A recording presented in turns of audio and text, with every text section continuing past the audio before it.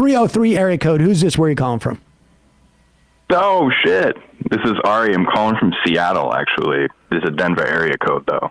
Ari from Seattle with a Denver area code. What's on your mind? Sam, I just got to gush a little bit, dude. Long-time listener, first-time caller. Love you. Emma, followed you over here when you were on a different show with a much louder and more provocative frontman. You are a beacon of grounded beauty over there. I'm so glad to have you over here. I appreciate you.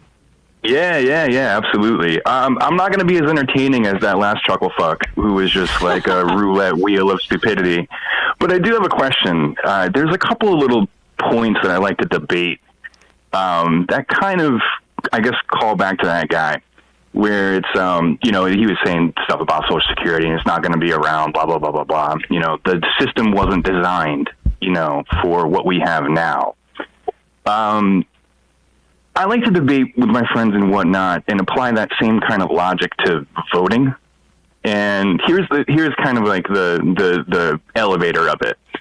I like to debate that you should take like an empathy, cognitive, and awareness test and before you get to go and vote, because it's too critical now, the types of decisions that we're arguing with our elections. And I don't think that's what the people intended when they came up with our original style of voting. Everything was so much simpler, right? How would you approach that argument? And what do you think about that argument that we should be a little bit more incentivized, or at least have the care within ourselves to become aware before we go out and try to make decisions and cast our ballot? Let me just be clear, your argument. Your argument is that these people who owned other human beings, when they came up with the idea of voting, did not anticipate how unempathetic we would be today?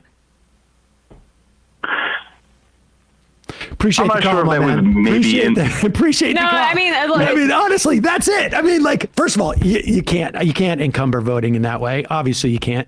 But the idea that that we have uniquely unempathetic people now, I think is not the case. I think we have people who, I think we've always had unempathetic people. In fact, I think there's an argument that we had less empathetic people back then than we do today. It's just that the problems that we have are it's a big country.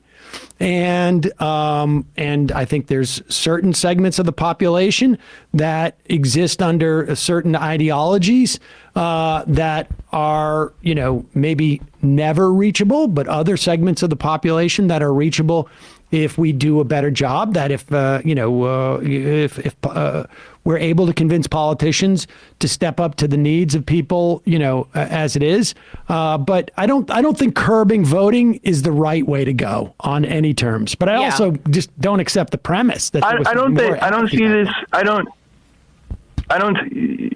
we're drawing a straight line between the two. And I like arguing about this because I think it's an interesting thought experiment. Well, it doesn't necessarily mean that voting is getting curbed. Yes, it just means that the individual. Yes, it would. No, that means the individual. Why? But who would be getting curbed? Let me just make this point really quickly. Sure. I'm sorry. On its face, does like a literacy test for polling sound like something that could weed out people who are not, say, smart enough to be voting? That's the same rationale behind those things, but in reality what they were used for was to keep black people out of voting.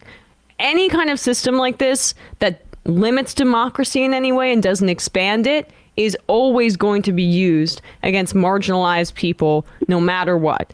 So I don't believe in it as a government system, even though I understand what you're trying to say.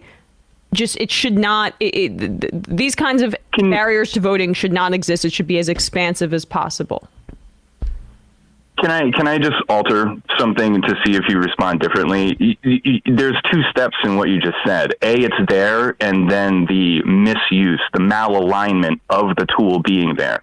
I'm not arguing that people aren't horrible, and there are lots of horrible people. I mean, there's probably even more horrible people now than there were then. I'll give you all that. But put that aside for a second, just like thought experiment, hypothesize.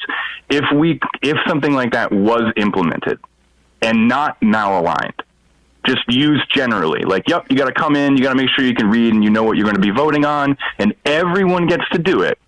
It doesn't become a bludgeon by evil.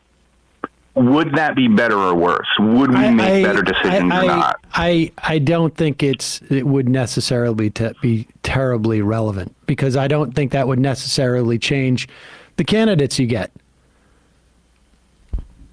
Appreciate the call. Cool. I get what you're saying. Thank you so much. Thanks. We spent a long time on that. Demian just said Matt would not have patience for this. I mean, I know. Let's talk about it's Friday, folks. Fun half.